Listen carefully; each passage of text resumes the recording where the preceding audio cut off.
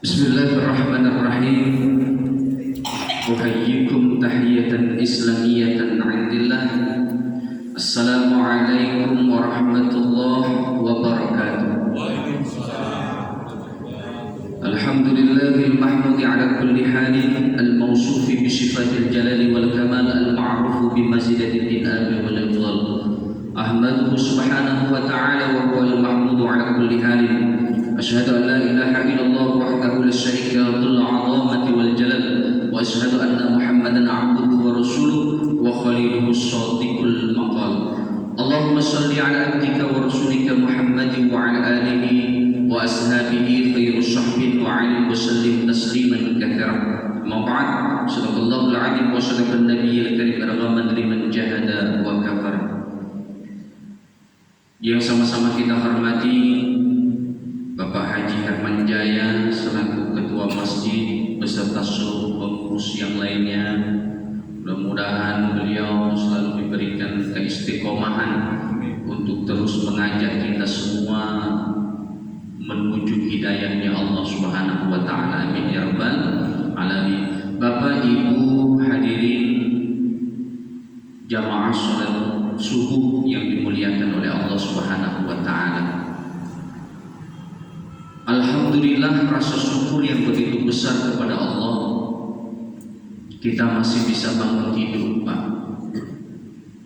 Nikmat terbesar dari Allah, Ibu, kita masih bisa bangun hidup. Artinya Allah masih memberikan kesempatan bagi kita untuk bersegera bertaubat kepada Allah Subhanahu wa taala. Orang yang beriman dan bertakwa menjadikan setiap hari yang diberikan Allah kepadanya adalah merupakan sebuah amanah. Apakah dia mampu untuk mengisi amanah itu dengan baik ataukah malah sebaliknya? Hari ini Allah berikan kepada kita mulai dari bangun tidur hari Selasa sampai nanti kita semua terlelap dalam tidur kita di malam Rabu. Hari Selasa ini apa yang nantinya akan kita perbuat? Hari ini sudahkah ada rencana baik yang sudah kita tulis, sudah kita ingat, sudah kita catat dan akan kita lakukan hari ini ataukah belum? Ataukah kita hanya mengalir begitu saja, hidup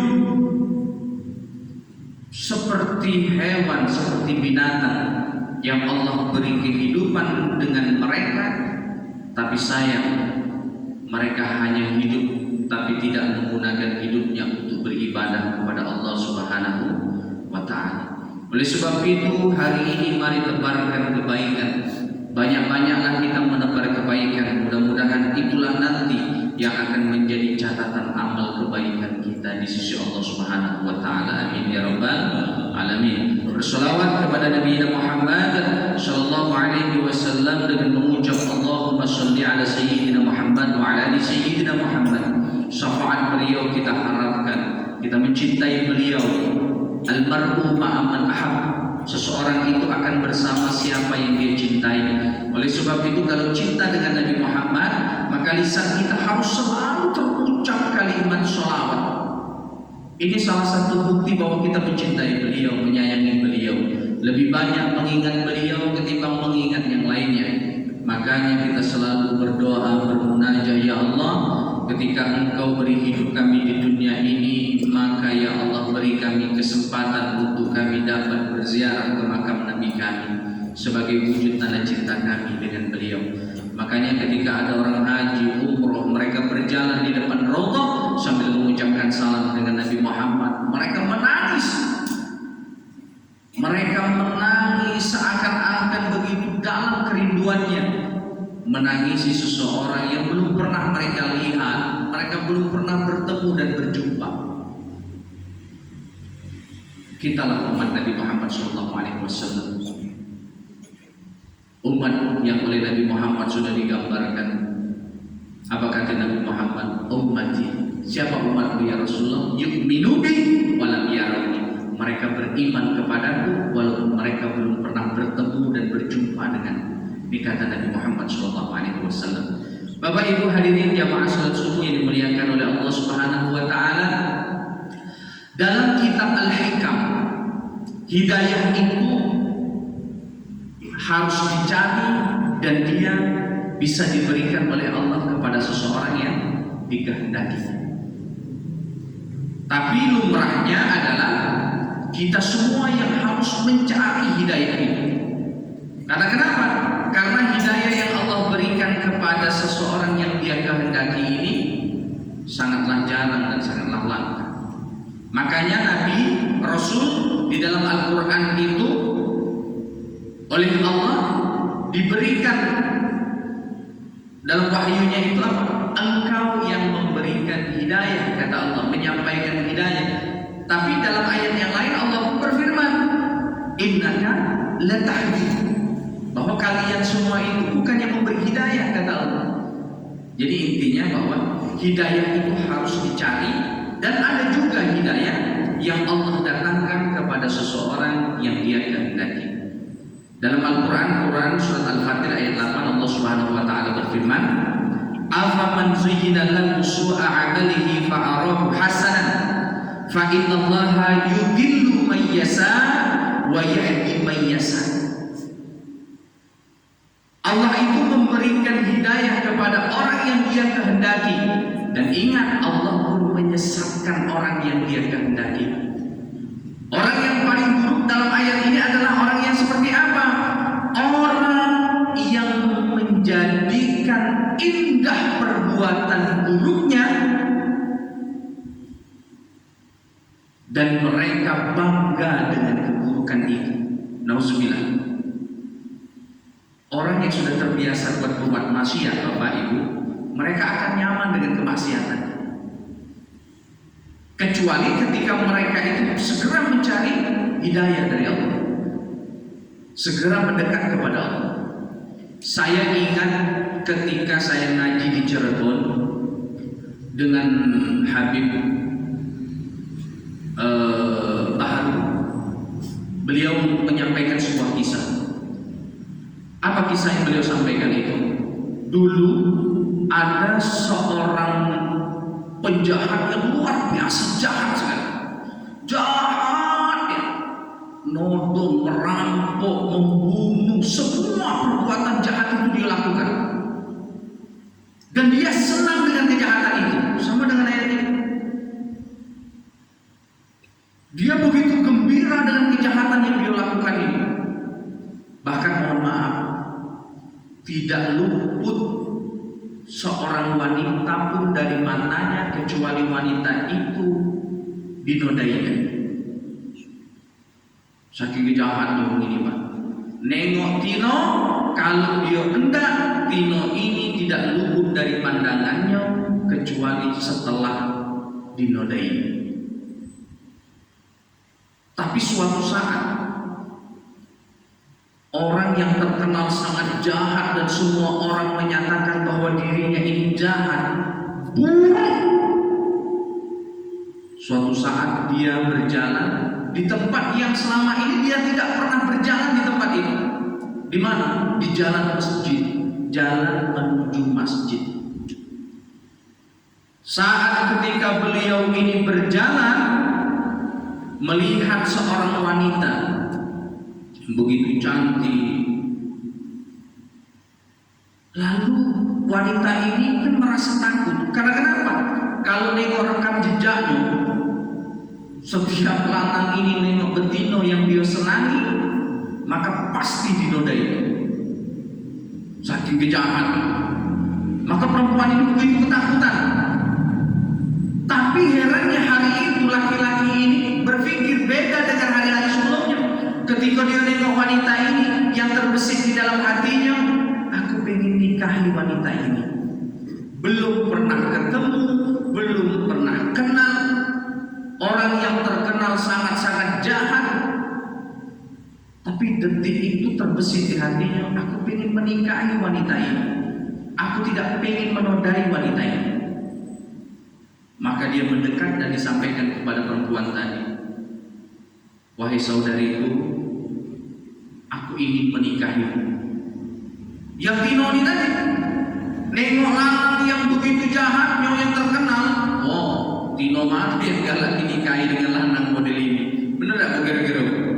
Oh, nengoknya bela seram, apalagi bayang kena berumah tangga dengan dia. Wah, kacau ini ujinya. Wah, mecot ini. Belaki model ini ujinya kan. Maka perempuan tadi ngajukan syarat.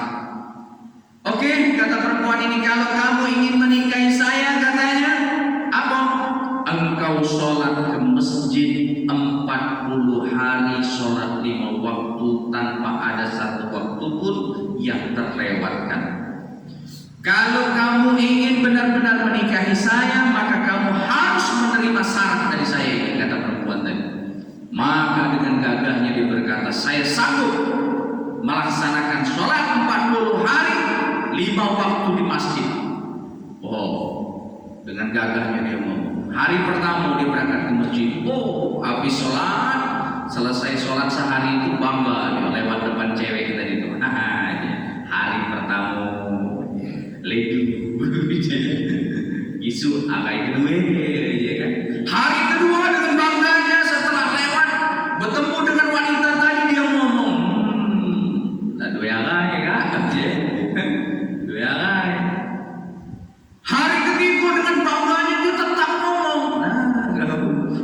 jadi bini kuliah, hari ketiga ini kan?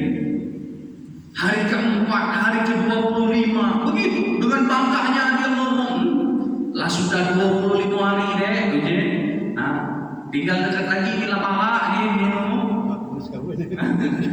Semakin mendekati 40 hari, semakin ketakutan Bimo tadi. Wah, jihal kak, laju dia, lokaknya betul nang kak, nanggung, terus 30 hari, semakin khawatir perempuan ini tadi. Yang lanang tadi 30 hari itu semakin menjadi-jadi, semakin ngomong, sudah 30 hari ujinya. Aku sudah sholat 5 waktu di masjid sebulan, 10 hari lagi. Terus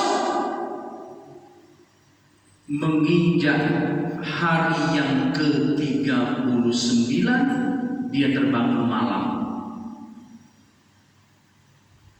ambil wudu, dia sholat tahajud. Ketika selesai sholat tahajud itu menangis lanang ini tadi. Nangis sejadi-jadinya. Kenapa? Saat itu dia teringat begitu banyak dosa-dosa yang sudah dia lakukan. Teringat kalau semua perbuatan buruk yang dia lakukan selama ini. Nangis. Sampai dia akhirnya berpikir, ya Allah, alangkah banyak dosaku ya Allah. Merampok iyo, berjudi iyo, bunuh iyo, merkosa iyo. Dak kate lagi perbuatan buruk yang belum aku gawe ke ya Allah. Bahkan sampai detik ini pun ketika aku mencintai seorang wanita, aku mengisi hari-hari wanita itu dengan kegelisahan. Gelisah karena dia harus menerimaku ya Allah. Maka setelah 40 hari didatanginya perempuan itu tadi.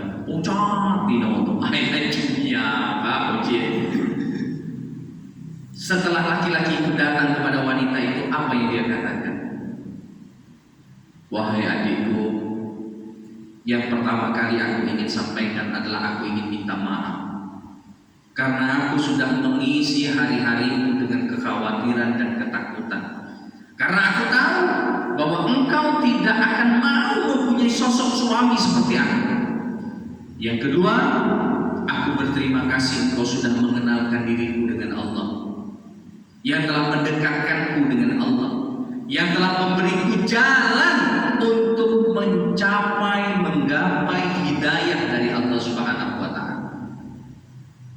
Maka mulai hari ini silahkan engkau pergi menjauh dariku, dan aku ridho ikhlas. Maka perempuan tadi pun terkejut. Uji macam model ini ujinya kan? Yang tadinya itu 11-12 lah dengan gelis, kira-kira 11 11 bio, 12 belis. Itu kira-kira kan selisih sikok cuman kan. Wih, ini berubah, langsung berubah nih. Maka perempuan tadi itu ngomong, hei Tuhan, nanti dulu ujinya. Nanti dulu Tuhan.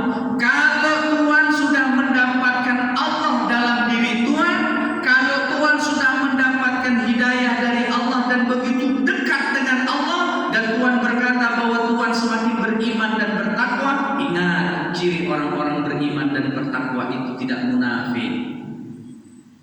Salah satu tanda orang munafik, kalau dia berjanji dia mengingkari. Tuhan sudah berjanji mau menikahi saya dan saya menagih janji tolong nikahi saya. Uji Tino itu, lanjut Tino tuh yang minta dinikahi.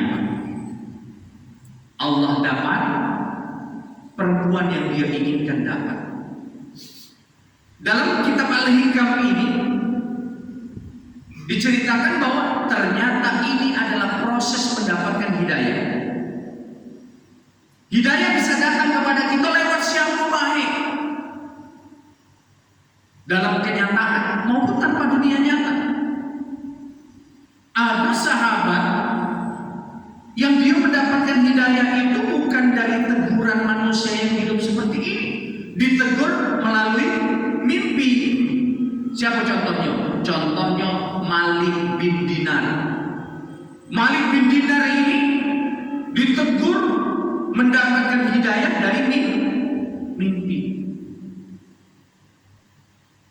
Dia ini orang yang jahat juga sama, orang yang buruk, orang yang masa lalunya kelam. Tapi inilah Islam.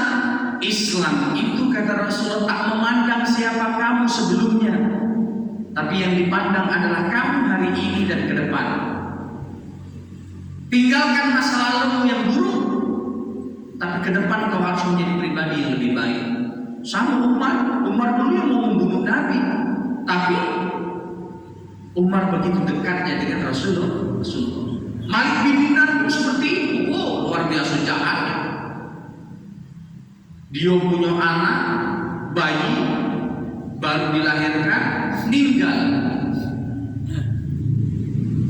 Tambah hebat lagi, tadinya kalau minum itu sebotol, anaknya meninggal, kecewa, tambah minum tambah banyak, tambah berbuat jahat lagi. Semakin diuji oleh Allah, bukan semakin dekat dengan Allah, maka semakin dia seuzur dengan Allah. Allah tak adil, aku dia Allah. Anak lu hidup, kalau aku baru punya anak dilahirkan, anak aku mati. Allah tak adil.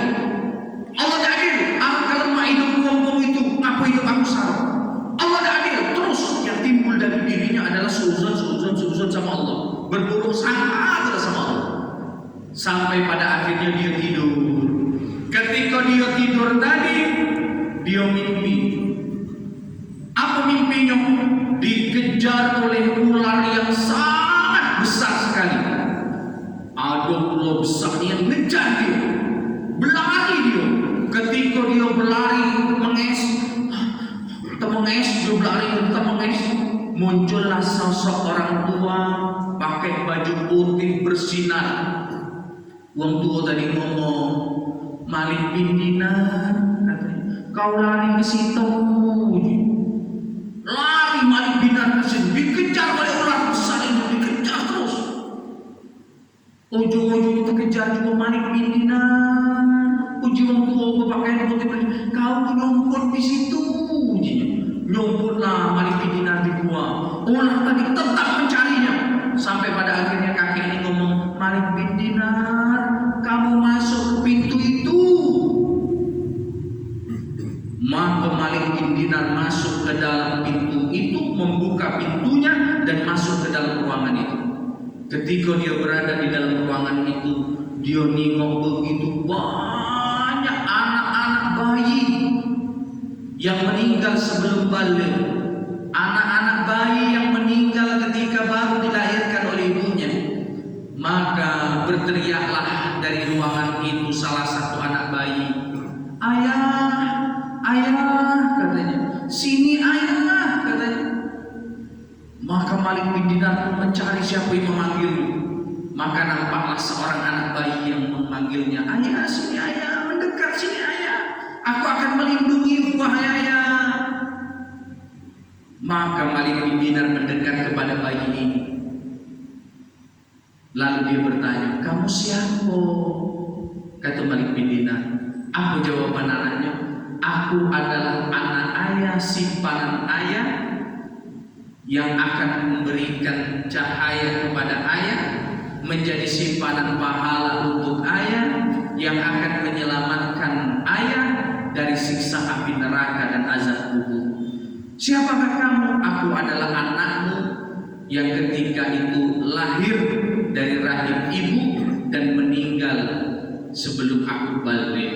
Habis lahir anak, tak berapa lama meninggal. Makanya kalau ada yang melahirkan ataupun punya anak yang meninggal setelah melahirkan, ini merupakan simpanan untuk orang tua yang nantinya mudah-mudahan akan menyelamatkan orang tuanya. Amin ya rabbal alamin. Lalu Malik bin Dinar nanya, nak, katanya, terus ular yang besar tadi yang ngejar-ngejar aku tadi siapa, nak? Apa kata anaknya? Itu adalah gambaran pahala ayah ketika gambaran dosa ayah ketika hidup di dunia.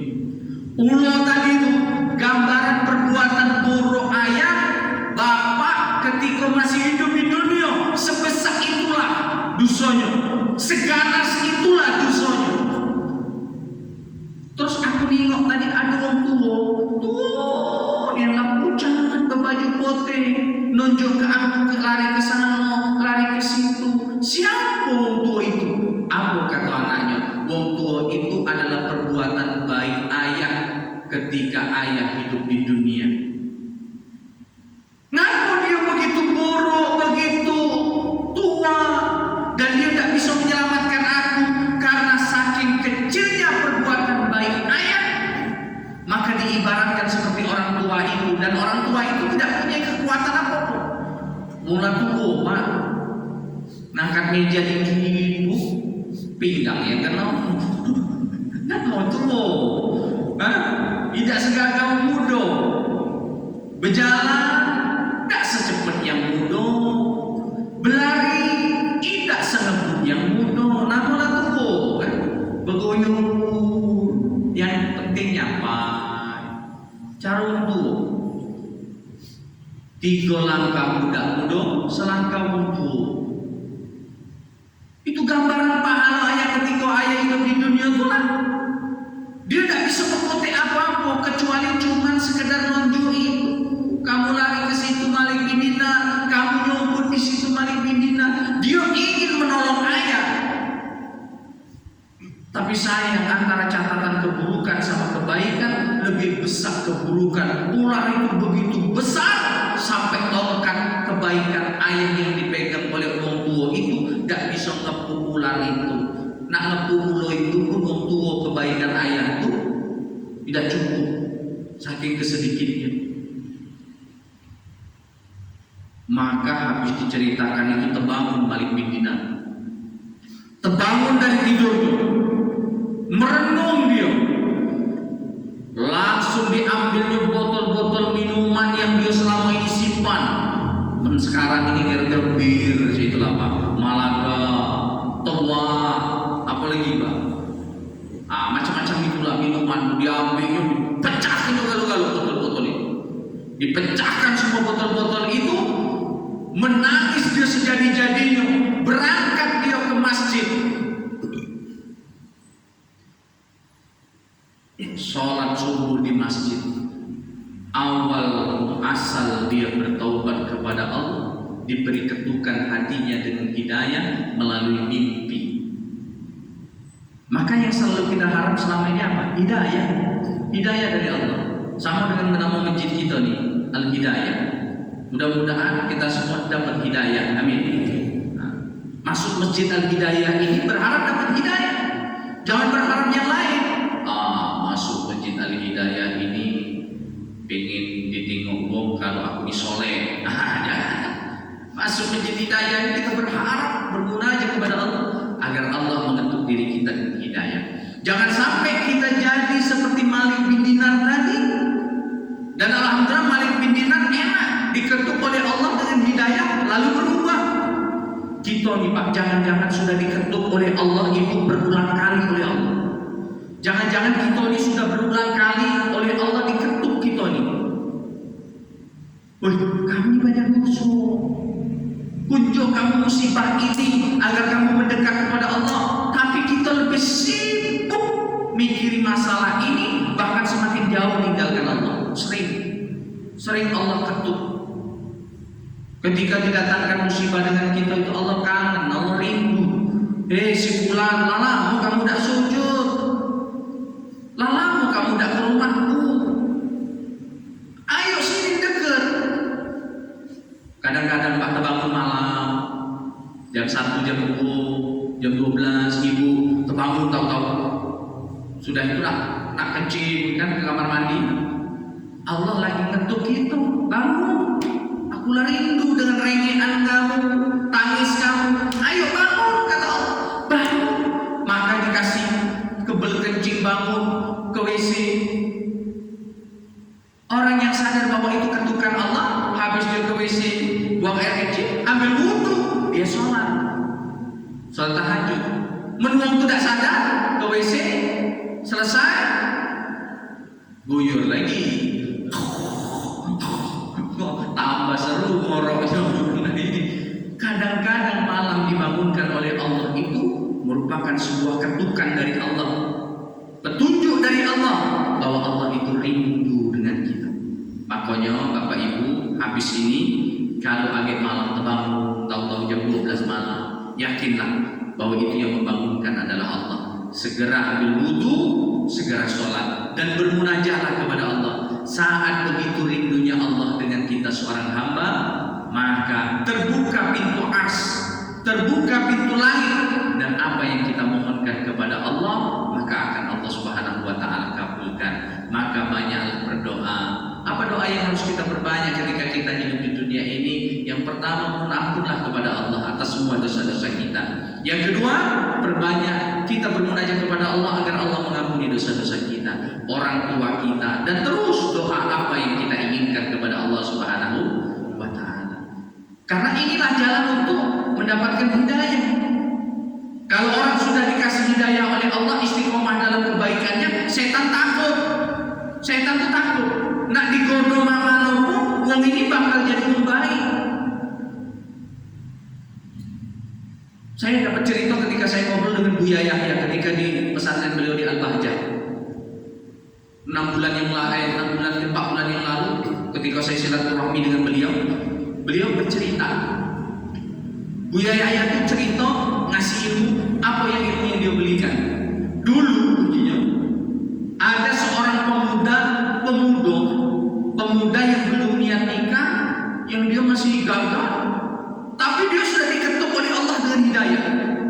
Sampai dia begitu semangatnya ibadah, berangkat ke masjid walaupun dia di desa, di dusun yang gelap ya, tak kate lampu, tak kate listrik di jalan, dia tetap berjalan ke masjid. Suatu ketika di simpang jalan terpleset dia, jatuh, bajunya kotor, balik lagi dia ke rumah, mandi bersih lagi, dia ambil baju yang terbaik, sarung terbaik, peci yang lain, dia berangkat lagi ke masjid. Sampai di simpang itulah lagi, nyampak lagi dia, balik lagi dia ke rumah, mandi lagi, bersih lagi, pakai baju yang rapi lagi, berangkat lagi dia ke surau, berangkat. Nah, ketika kali ini, tahu-tahu di simpang itu ada kakek-kakek tua bawa lampu kecil. Kalau dulu kita ngomong lampu cantik, lampu cantik, lampu cantik, lampu. Uji kakek tadi itu, nah pelan-pelan lewat sini, jangan ke situ. Kayak jatuh lagi kau. Oh ya oke, terima kasih, lewat ke situ. Nah, ayo aku antar kau ke masjid, ke surau. Diantar oleh kakek ini tadi menuju ke surau. Di depan pintu surau, lalu anak itu ngomong, wahai kakek, remaja tadi ngomong, ayo ikut saya masuk ke dalam. Enggak, kata kakek tadi, silakan kamu saja, karena saya niatnya cuma mau mengantar. Loh kayak